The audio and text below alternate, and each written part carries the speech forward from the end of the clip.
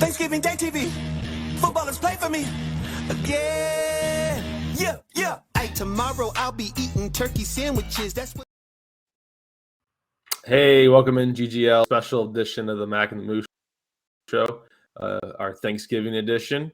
I know we have talked a little bit off camera that today is going to be kind of a show because no guests. So let's jump right into Week 11. Yeah, Mitchell bailing on us again. But Yep. first game up, we have Eddie versus Justin. Eddie just falling apart, my man.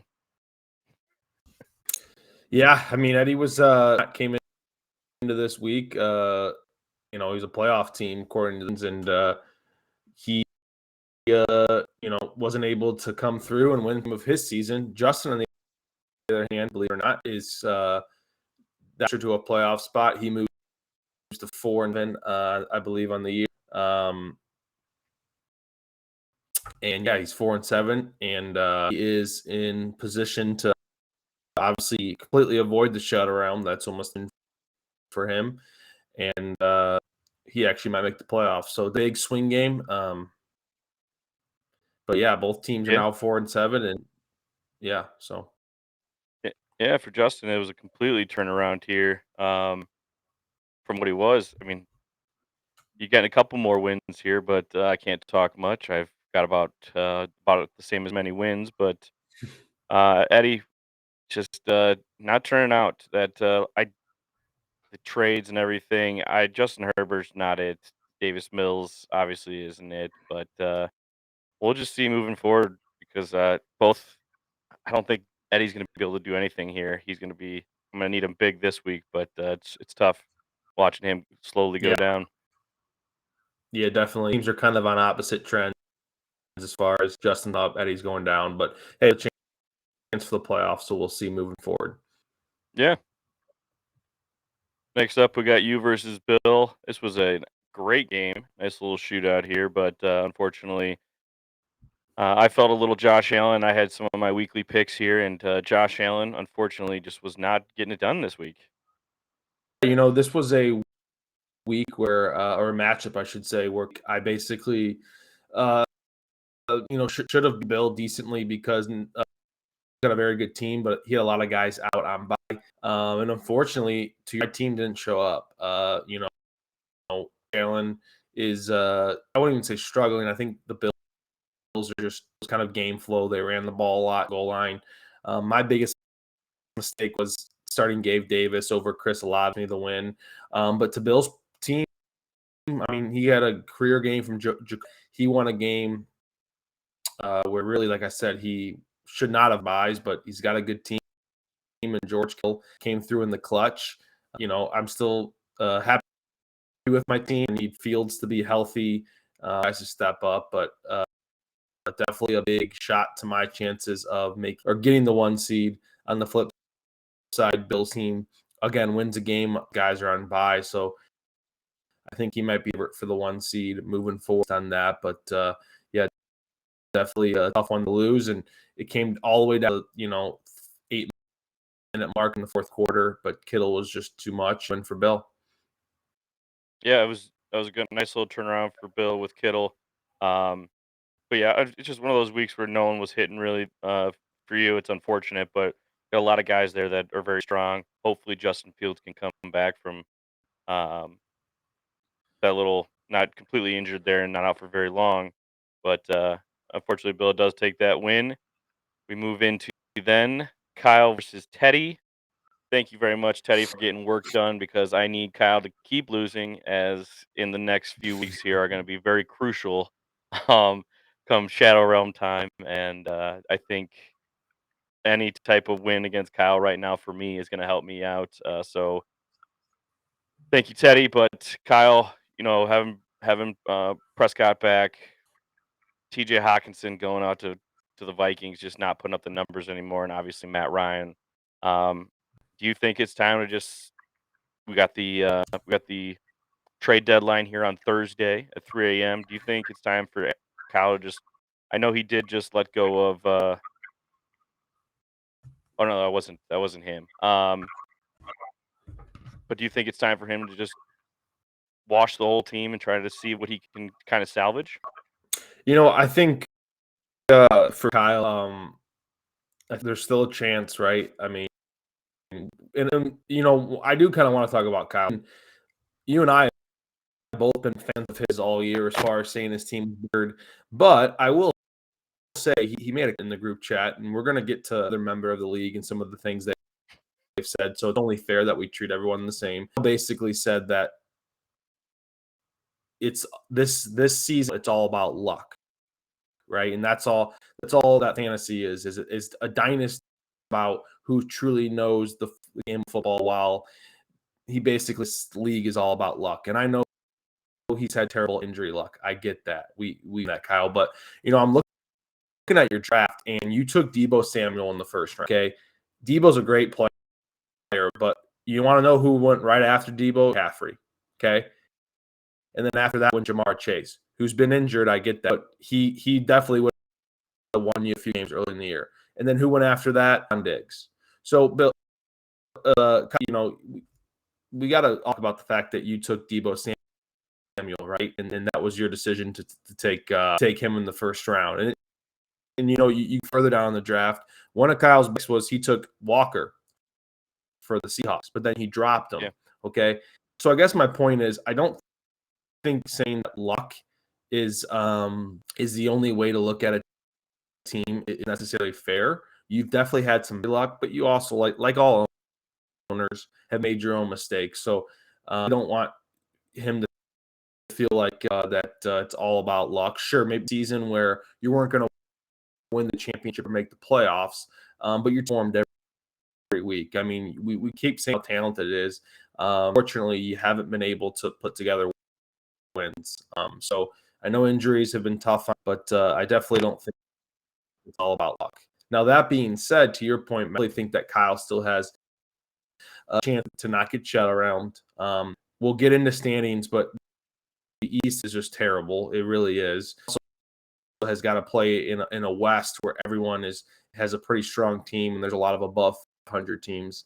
But on the flip side, the East, I think, will beat them up a little bit. So I think if Kyle can win 2 of the next 3, I think it puts him in a chance where he can possibly get in. If I think he wins all week 12, 13, and 14 in the next 3 weeks, I think he basically almost guarantees him playing game.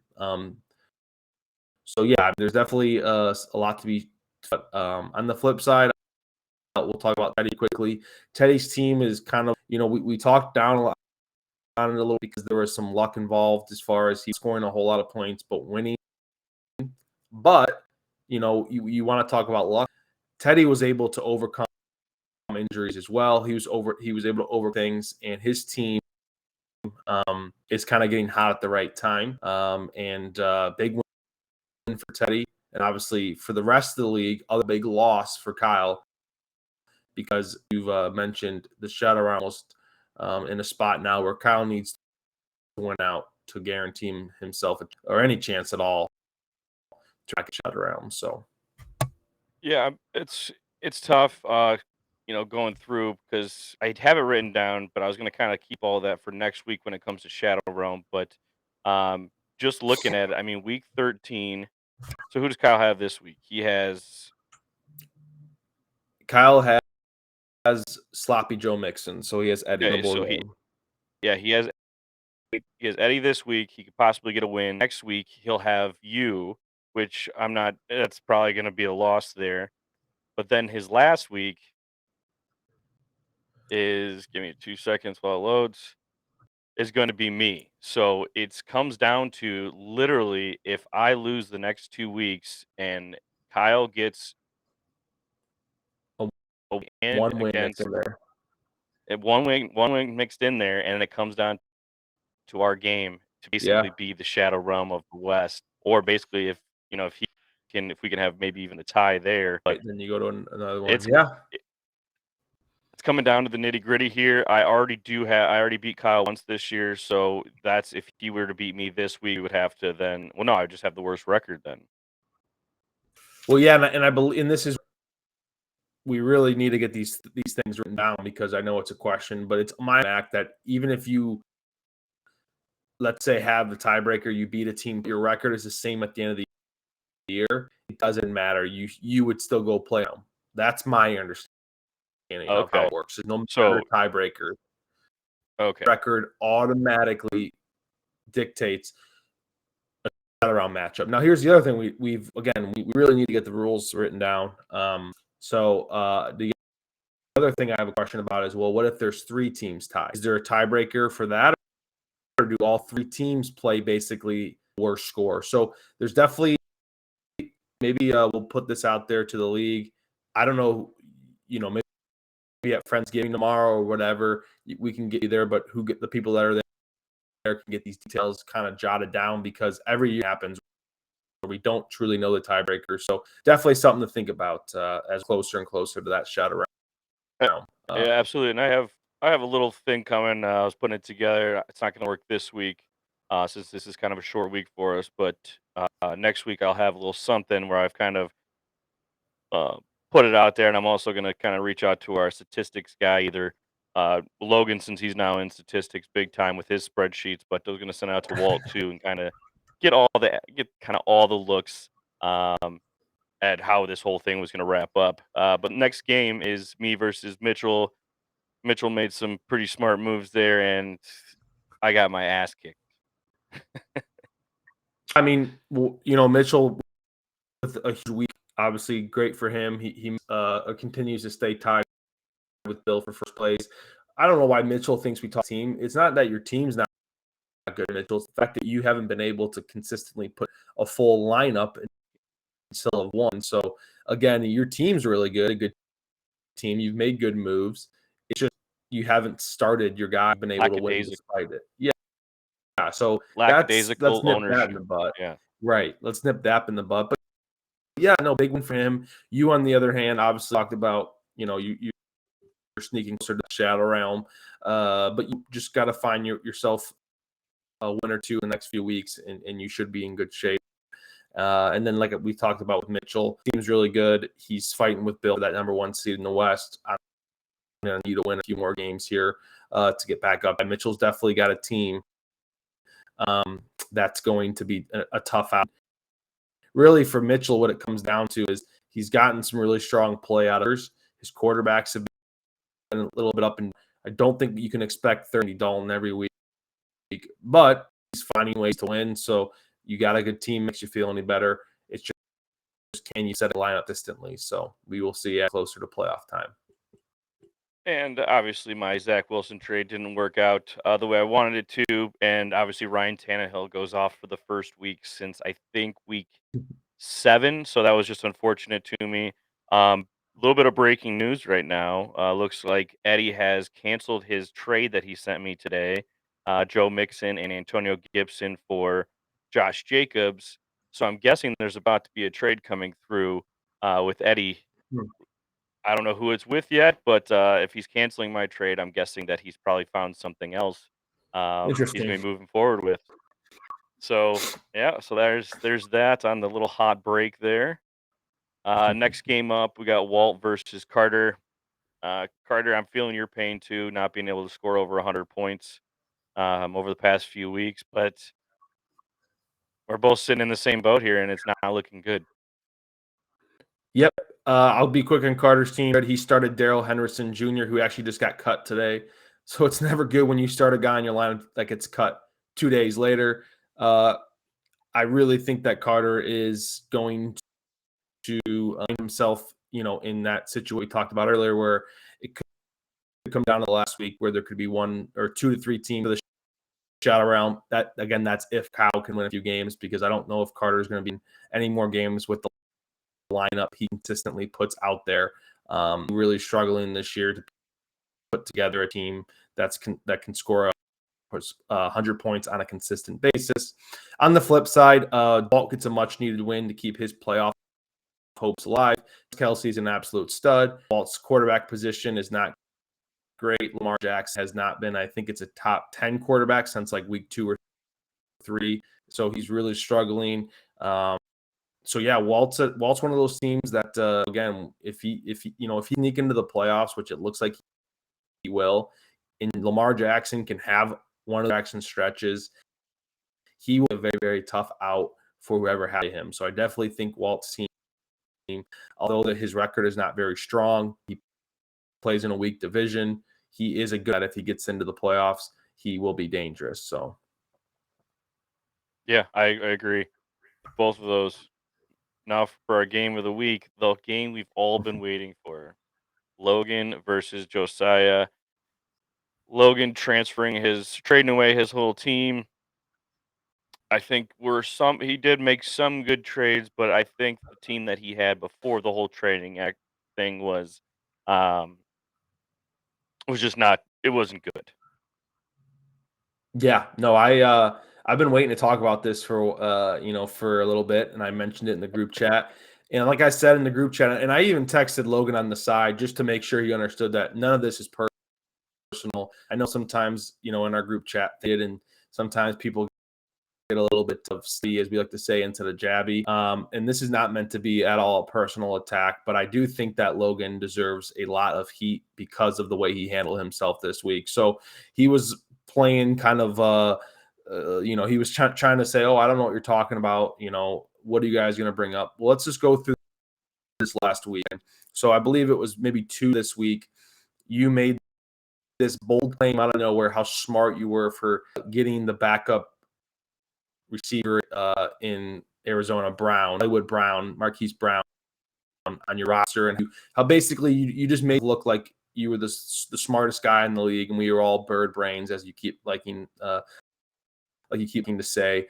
Move was going to help you, and you went on about it for a while, and then you also added in the fact that you were harder than all of us because, like Walt, you had a team that had all their buys on 1 week, and how smart that was. And again, argue if that was not smart or not smart. I'm not here to argue really if Brown was a good or bad. I'm just here to give you the facts of you spent all of one day saying how great this is. And then Josiah makes a few comments, and you basically complete script. You trade Brown and Wentz for Jared Goff.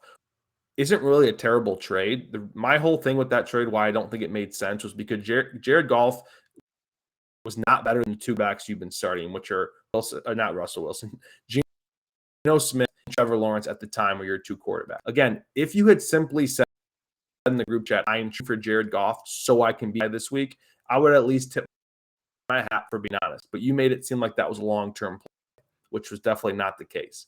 Fast forward another few hours, this is where you really got desperate. You traded Trevor Lawrence, Stevenson for Jimmy G and Wilson Jr.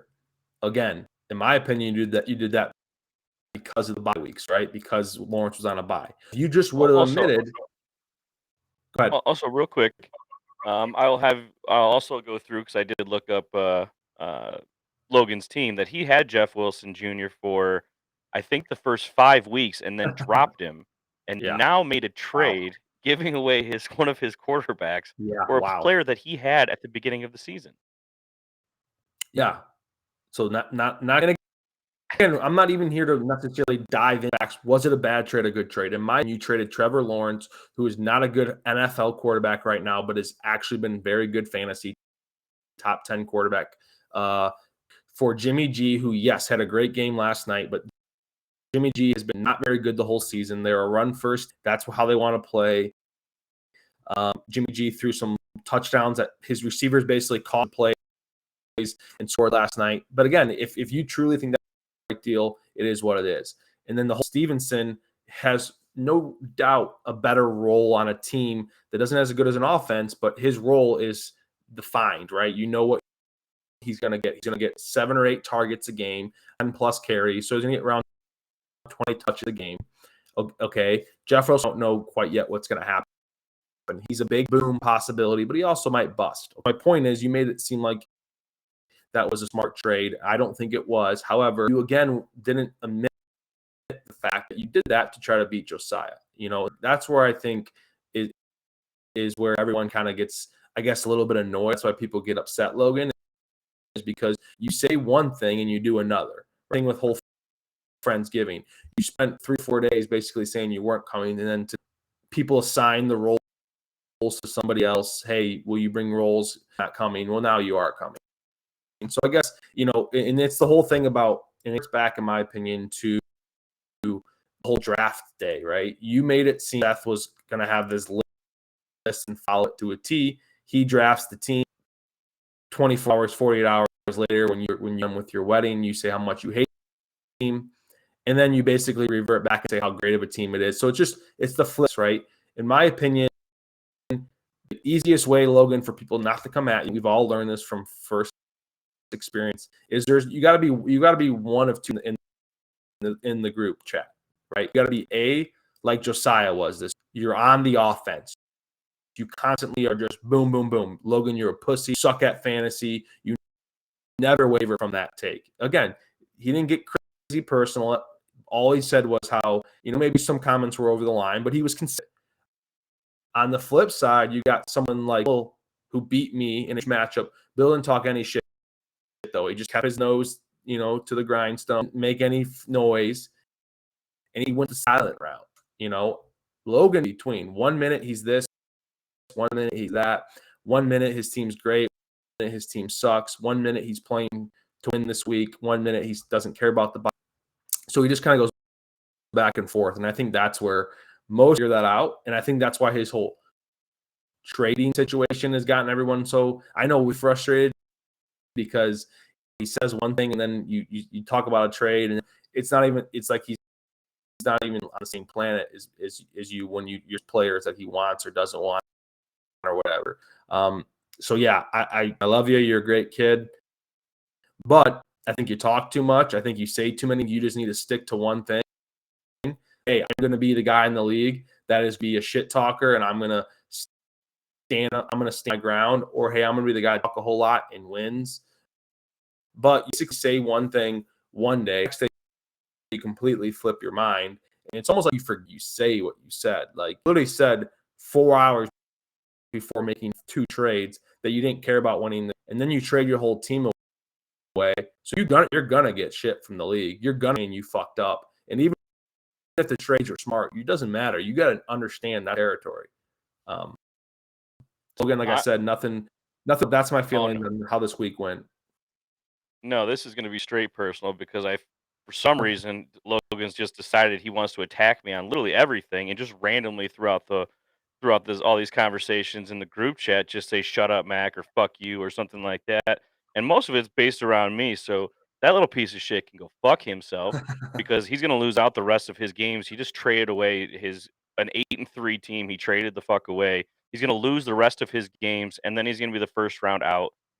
Logan, you suck. You're terrible. You had to have someone else draft your team in order to get to as far as you are now, as much as you want to. Your spreadsheets are bullshit. You don't know how to work anything.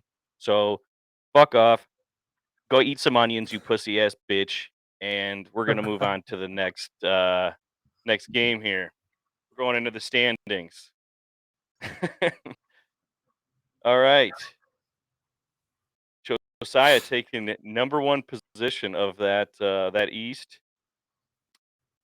Logan dropping down into second. It's pretty even out there. A couple, 1 or 2 wins from Carter.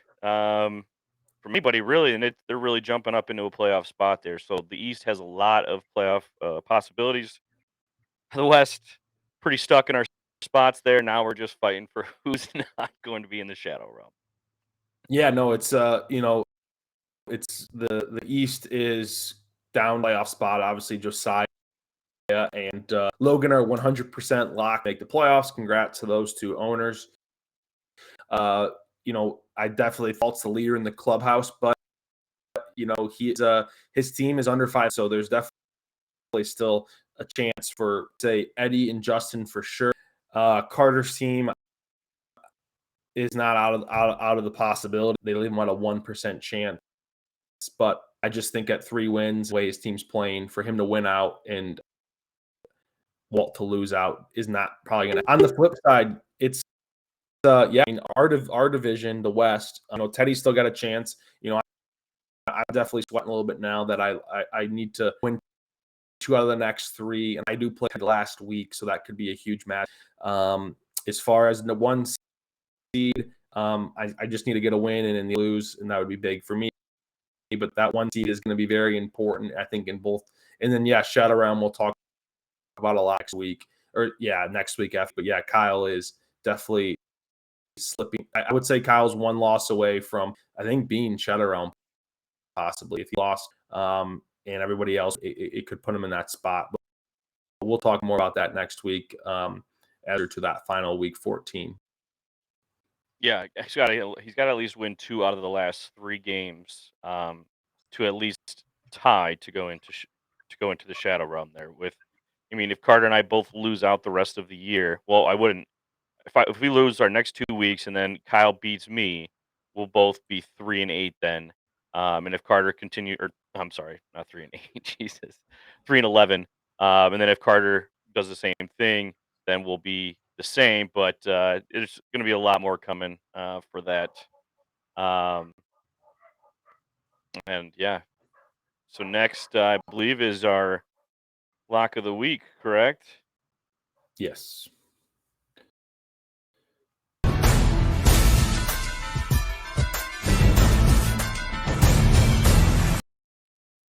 So my lock was the under in the Ravens and Panthers game. That was an easy winner. Stick with the unders and going with the under in the Dolphins Texans game.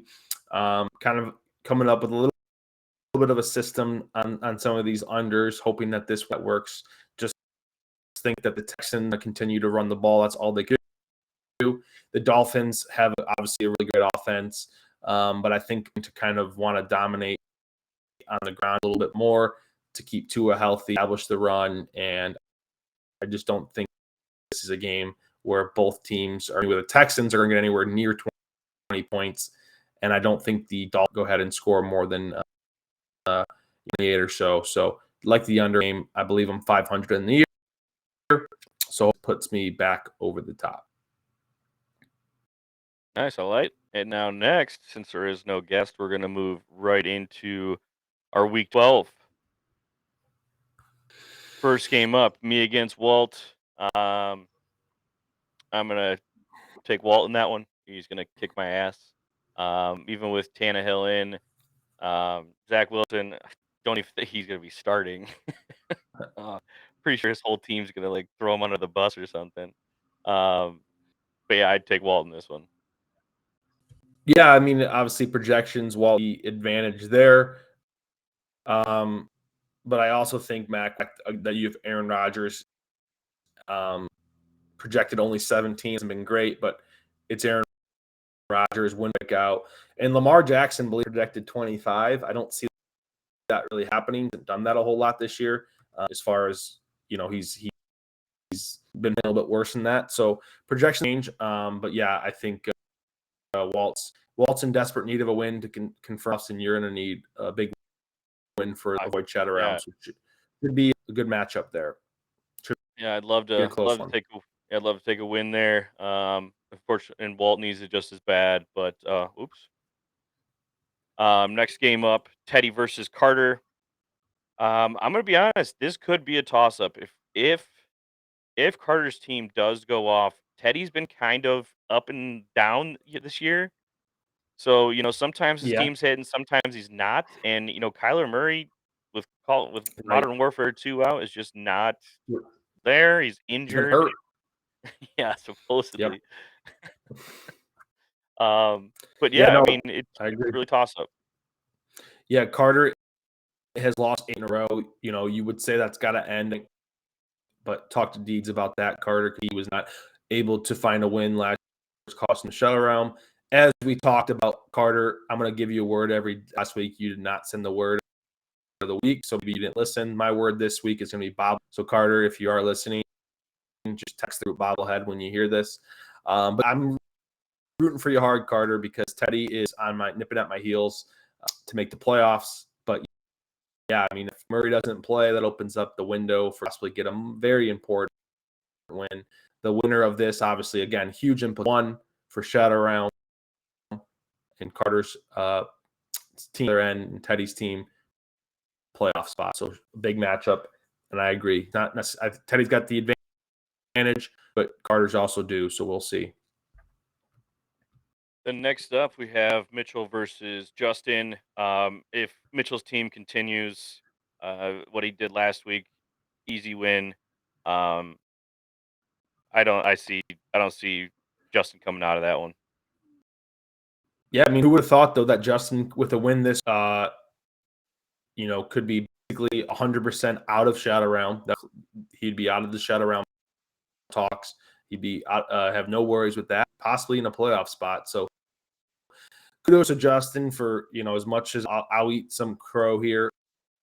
I said his team sucked and that shouldn't change anything. He's stuck with it, and some of his guys have played better.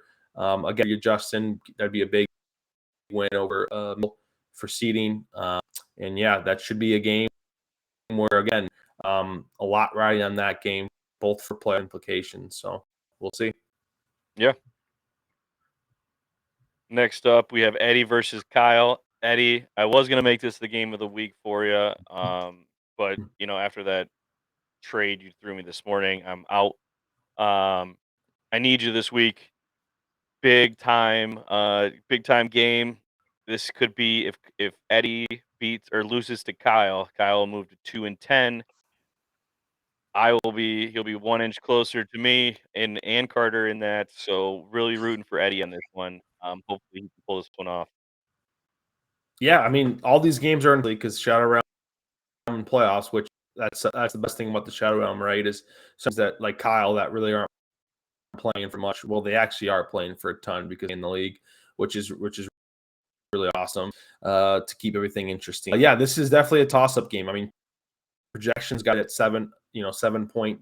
I really think that Eddie's team, as we've talked about, is not very.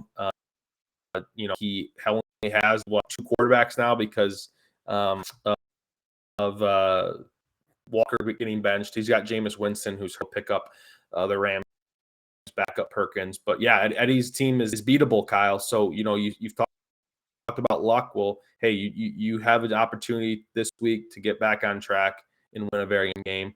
And then again, Eddie, this week, Shadow Realm goes away. You get no issues. You'll avoid that. You win. You're also going to give yourself an outside chance to make the playoffs. So this matchup as well.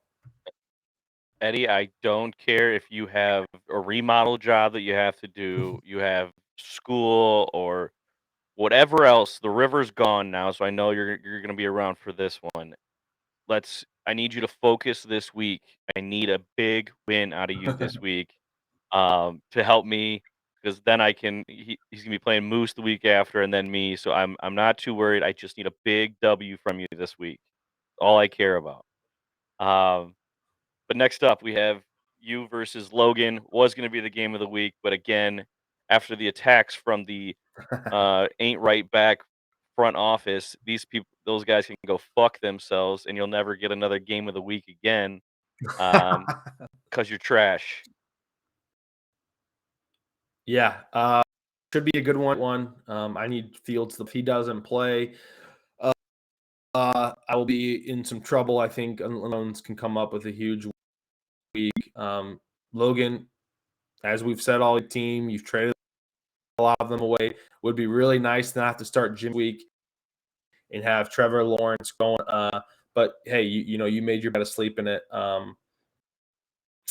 Yeah, it's going to be a great matchup. I think Logan has a strong team. We'll see what crazy things he says in the group chat. Maybe he'll make a few more trades, but I am looking forward. I need a win pretty badly, and so does for playoff, but also for seeding. And Logan needs to basically win out. Wants a chance, I think, at that number 1 seed. So looking forward to that matchup. Yeah, I think it's that. Like I said, was going to be the game of the week, but Logan runs his mouth and just randomly tells me to go fuck myself for no reason. So he's not making game of the week anymore. Oh, but this week, God, we're really off today. I'm really off today. Game of the week.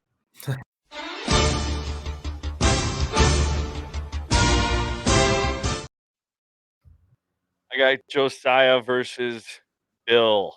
This is the matchup that people want to see. I don't know. I don't know. I'm kind of lost here. Yeah, Because I mean, this is definitely. Go ahead. if Bill can beat Josiah, things are going to get shaken up over there in the East, and things are going to start changing. But you need Josiah for a win here to really bring Bill down. So I think this is a big game for both sides here. Yeah, I'm cheering for Josiah to win, no doubt about it. Coming off two of the biggest wins of the season, but I think Bill's team, won against me on a week where he had a lot of guys on bye. You can see the projection, the advantage. I'm going to have to get, as much as I want Josiah to win, I need the edge to Bill. Josiah is a quarterback-led team, and it's been for him. But Mahomes is going up against the Rams, who I think will play some. I think their coach will motivate them. They're basically playing for any type of play. So I think they try to hold Mahomes down a little bit. And then Joey B is going against Titans. I don't see him being able to his usual 30 plus. So unless Garrett Wilson, Myers, or Peoples-Jones can kind of weak, I don't see just seeing those typical 80 points or whatever he's been getting for his quarterbacks. That's why the slight edge. But I hope I'm wrong on this one. So. Well, I do see you do have the Bills playing Detroit. So that could be some big numbers there. If you're only projected 6 points out of your defense right now, I don't think that the Bills defense is going to be giving up many numbers to Detroit unless there's, God forbid Jamal Williams goes off because I'm pretty sure that's who Kyle has. Um, but I think so too. I think I'm going to have to go Bill. So with that, we both won last week by picking Josiah. Unfortunately, this week we're going against him. I moved to 5-4. You moved to 6-2. No, that's not right. 7. You're in 7-2.